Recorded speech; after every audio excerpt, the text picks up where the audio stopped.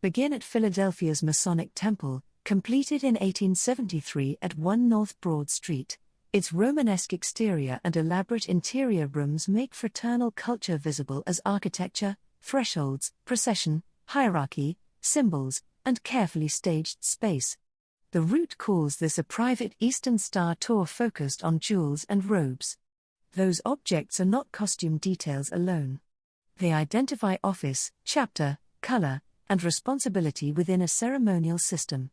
The Order of the Eastern Star developed in the 19th century as a family-associated organization connected to Freemasonry, and its official history describes a movement shaped by the question of how women could participate in Masonic culture. Prince Hall Eastern Star traditions later developed within Black fraternal institution building. Keep the two histories connected but distinct. This building represents Pennsylvania Masonic grandeur. The weekend's deeper story is how women and Black communities created organizations with their own authority, rituals, and records. Notice how a private gathering can occupy a public monument. The building's size says that fellowship is not casual or temporary. It has governance, memory, and succession. As you walk, look for the difference between what is openly visible and what belongs only to members' ritual knowledge. Respect restricted areas and do not photograph private proceedings. The opening stop establishes the weekend's vocabulary, ceremony, jewels, robes, chapters, and institutional continuity. From here, the route moves to breakfast, where formal identity gives way to conversation and welcome. The Breakfast Den on South Street is the weekend's informal welcome table, identified in the route as a Black woman-owned brunch spot. Its specific ownership and operating history should be confirmed directly with the business, but the stop's social purpose is clear. Large fraternal weekends are built as much through conversation as through ceremony. Over breakfast, visitors learn names, compare chapter traditions, trade travel stories, and make room for people who may be new to the gathering. That work is often invisible in official histories, even though it determines whether an organization feels closed or welcoming. Notice the contrast with the Masonic Temple. There, architecture and ritual tell people how to stand and what to recognize. Here, a table creates a more flexible kind of fellowship. Hospitality still has structure: who is greeted, who is listened to, who pays attention to dietary needs, and who notices a guest sitting alone. The route's use of a Black-owned business also places economic self-determination inside the weekend. Supporting a local business can be a small act, but repeated patronage helps sustain the neighborhood institutions that make community life possible. Ask what members remember from a gathering after the formal program is over. Often it is the breakfast conversation, the joke shared with a stranger, or the person who made room. This stop therefore teaches that Eastern Star is not only a set of symbols. It is a practice of mutual recognition. From South Street, continue to South Kitchen and Jazz Club, where food, music, and Black cultural enterprise give the weekend a larger public rhythm. South Kitchen and Jazz Club describes itself as a Philadelphia restaurant rooted in Southern heritage cuisine and America's original music. Owned and operated by brothers Robert and Benjamin Bynum, it has served elevated comfort food and live jazz since 2015. The route calls this an award-winning jazz brunch, but the deeper point is cultural continuity. Southern food and jazz are not static museum subjects. They are living forms shaped by migration, improvisation, memory, and business ownership. A jazz room creates a different kind of attention from a lodge or church. People listen together, but the experience remains open, rhythmic, and responsive. That makes it a natural fellowship stop. Eastern Star weekends need spaces where formal roles can loosen without disappearing. A chapter member can be an officer in one room and simply a listener, diner, or friend in another. Notice how the restaurant combines performance and hospitality. Musicians need a stage, sound system, audience, and pay. Diners need a menu, service, and room to linger. Cultural institutions survive when those relationships are supported. As you listen, think about Philadelphia's broader Black music history and the many clubs, churches, schools, and restaurants that carried it. The route is not claiming South is an old historic site. It is showing how contemporary Black-owned enterprise continues the work of making public spaces where identity and pleasure can coexist.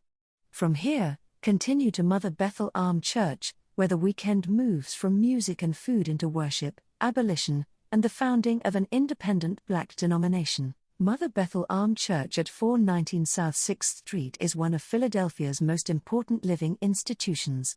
Its official history begins with Richard Allen, born enslaved in 1760, who purchased his freedom, became a preacher, and led Black Methodists toward an independent congregation after racial segregation at St. George's Methodist Episcopal Church. The first Mother Bethel service took place in 1794, while the property had been purchased in 1787. The congregation identifies it as the oldest parcel continuously owned by African Americans in the United States. 4 successive church buildings mark the congregation's growth. The current building was dedicated in 1890. The route identifies this as Eastern Star Sunday worship. The local program belongs to the weekend, but the setting carries a much longer history of Black religious authority, mutual aid, abolition, education, and civic organizing. Look at the church as both sanctuary and archive. Mother Bethel's story includes Sarah Allen's leadership, the Free African Society, the founding of the Arm Church in 1816, and generations of community work. It also teaches that institution building is a response to exclusion. When a white church segregated Black worshippers, the answer was not only protest. It was the construction of an independent spiritual and organizational home. Attend quietly, follow current visitor rules, and remember that this is an active congregation rather than a frozen exhibit. The connection to Eastern Star is not that the organizations are identical. It is that both demonstrate how ritual, leadership, and mutual care can sustain Black communities across generations. From here, the route continues through Prince Hall spaces and ends with a ceremony at Sweetbriar Mansion. Sweetbriar Mansion in Fairmount Park was built in 1797 for Philadelphia merchant Samuel Breck and later became part of the public park system. Historical records describe the house as a federal-style residence, associated with Breck's family, restoration work, and the transformation of private estate land into public landscape. The route assigns it a closing ceremony for Eastern Star Weekend. That event is a local program detail. The building supplies the closing metaphor. A private home becomes a public setting, and a weekend of chapters, officers, and ritual becomes a shared memory carried by many people. Let the group slow down here. Mansion grounds change the body's pace. There is room for photographs, quiet conversation, and reflection after the more formal spaces of the Masonic temple, lodge buildings, and church. Notice what the park does to the meaning of architecture. The house is no longer only about the Breck family. It is also about preservation, public access, and the decisions that determine which histories receive care. For Eastern Star, continuity is never automatic. It depends on records, ceremonies, mentors, chapters, and members willing to return. A closing ritual can therefore be understood as a handoff. One generation honors what it inherited and promises to carry it forward with care. Do not claim that the mansion itself is an Eastern Star historic site unless local records establish that connection. Its value is interpretive and atmospheric. The weekend has moved from an institution built for fraternal ceremony to a church rooted in Black freedom, then through Prince Hall spaces and community hospitality. Here, the landscape gives those histories room to settle. End by naming one person who welcomed you, one value you saw practiced, and one memory you will preserve. The Prince Hall Grand Lodge stop places the weekend inside the history of Black Masonic institution building. Prince Hall Freemasonry traces its American origins to Black Masons in Boston who organized African Lodge and received an English charter in 1784. Philadelphia developed its own Prince Hall traditions, and Black Masonic bodies became centers of leadership, mutual aid, public service, education, and community authority in a society that excluded Black people from white fraternal institutions. The route identifies this complex with a 1929 Egyptian revival building. Treat the date and architectural description as local building history claims to verify through the lodge or preservation records, while the broader institutional history is well established. Egyptian revival can suggest antiquity, knowledge, and permanence, but the most important symbol here is continuity. A headquarters is where officers govern, records are stored, ceremonies are planned, and future leaders learn how an organization works. Eastern Star chapters connected to Prince Hall traditions depend on that infrastructure even when their meetings occur elsewhere. Stand outside respectfully and notice the relationship between facade, address, and public identity. Black fraternal buildings often had to do several jobs at once: provide meeting space, assert dignity, host civic activity, and preserve memory. Their architecture answered exclusion with institution building. This stop should not be collapsed into the general Masonic temple story. Prince Hall history has its own lineage and should be named on its own terms. From here, continue to the most worshipful Prince Hall site, where the route makes the women-led chapter structure more visible. Widow's Son Hall is identified by the route as a home for early Black Order of the Eastern Star chapters. The exact chapter sequence and building history should be verified through Prince Hall's archives, local lodge records, and surviving programs, but the stop opens an important question: where did Black women exercise authority inside a fraternal world shaped by Masonic relationships? The Order of the Eastern Star's official history describes its 19th-century development as a way to include women in a family of ritual and moral instruction even though traditional Masonic degrees were not open to them. Prince Hall's carried that idea into a Black institutional context, with its own chapters, officers, ceremonies, charitable work, and networks. A hall is more than a room. It is a place where women preside, keep minutes, mentor younger members, organize relief, and define what respectability, service, and sisterhood mean in practice. The name Widow's Son invokes Masonic tradition, but do not let the male reference obscure the work of the women who made chapter life durable. Look at the address as evidence of movement and adaptation. Organizations often meet in buildings that change owners, names, or functions, while members preserve continuity through ritual and memory. Ask what records would help recover this hall's story: charter documents, photographs, officer lists, newspaper notices, regalia, oral histories, and family collections. This is also a useful counterpoint to the Grand Lodge. Institutional history is not only headquarters and monuments. It is local chapters doing the repetitive work of making belonging real.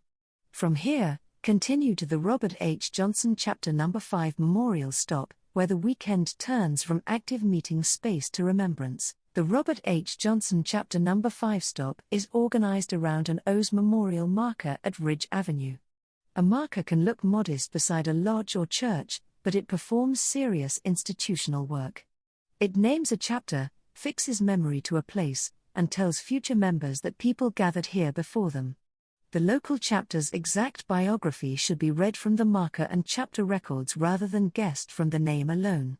What we can say confidently is that fraternal memorials are tools of continuity.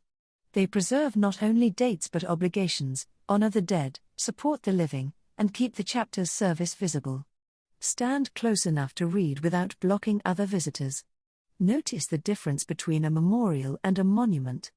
A monument often speaks in a city's grand public voice, a chapter marker speaks to a more specific community, one that knows the names and rituals behind the inscription. That specificity is its strength. Black women's organizational history is frequently underrepresented in the built environment, so small signs, meeting halls, scrapbooks, and family photographs become essential evidence. Connect this stop to Widow's Son Hall. There, the question was how a local chapter created active belonging. Here, the question is how it remains present after members and buildings change. Ask who maintains the marker, who tells the story, and what a young member should learn from it. The route's answer is not nostalgia. It is responsibility. From here, continue to the most worshipful Prince Hall's site, where chapter memory expands into grand chapter structure and governance. This stop is identified as the Grand Chapter O's Temple within the Prince Hall Grand Lodge complex. The exact building relationship and chapter history should be confirmed with the Pennsylvania jurisdiction, but the organizational idea is clear. A local chapter is intimate, a grand chapter coordinates across a wider territory, sets standards, preserves ritual, recognizes leaders, and connects members who may never share the same weekly meeting. Prince Hallow's developed within Black fraternal self-determination, and its history should not be treated as a footnote to mainstream Eastern Star. The official O's history explains the broader 19th century logic of creating a family-connected order that allowed women to participate in moral and ceremonial work. Black chapters added the realities of segregation, independent institution building, mutual aid, and community service. Look at the complex as a campus of governance. Even if you cannot enter, the exterior suggests that organizations need durable places to store authority. A temple can host installations, memorials, training, elections, and celebrations. It can also make an argument to the surrounding city: this community has built a home for its own history. Ask what changes when a chapter's work becomes regional. Procedures become more formal, records more important, and leadership becomes a matter of stewardship rather than personality. The weekend's jewels and robes now connect to administration. They identify offices that carry duties beyond one event. This stop therefore completes the institutional arc begun at the Masonic Temple. The first building showed ceremony as space, this one shows ceremony as an organized network. From here, the route ends with relish, returning to food, hospitality, and the social life that gives institutions warmth. Relish is the weekend's hospitality stop, identified as upscale soul food in a historic mansion on Ogontz Avenue. Its exact architectural and ownership history should be confirmed through the restaurant and local preservation records, but the setting allows the route to bring several themes together. Food is memory, labor, business, and welcome. A formal meal can honor guests, celebrate officers, and give a large gathering a shared language beyond ritual. The mansion adds another layer. When a former private residence becomes a restaurant, public hospitality occupies a space once organized around private wealth and domestic hierarchy. That transformation does not erase the old history, it creates a new one through cooks, servers, managers, musicians, and diners. Think about who makes the evening possible. Service work is often treated as background, yet it carries much of the emotional labor of a fraternal weekend, accommodating elders, helping newcomers, keeping conversation moving, and creating a room where people can relax. Relish therefore belongs beside the breakfast den and south kitchen. All three show that community is built in contemporary businesses as well as historic halls. The difference is mood: breakfast welcomes, jazz energizes, and a closing dinner lets people reflect. Ask members which formal moment became meaningful because of an informal conversation afterward. That is often how institutional life works. Ritual gives people a structure, but hospitality gives the structure warmth. End by looking back across the route. The Masonic Temple supplied scale, Mother Bethel supplied spiritual and Black freedom history, Prince Hall spaces supplied institutional continuity, and these restaurants supplied social connection. The advertised weekend requires real travel and time at each location. This video is a compressed narrated guide.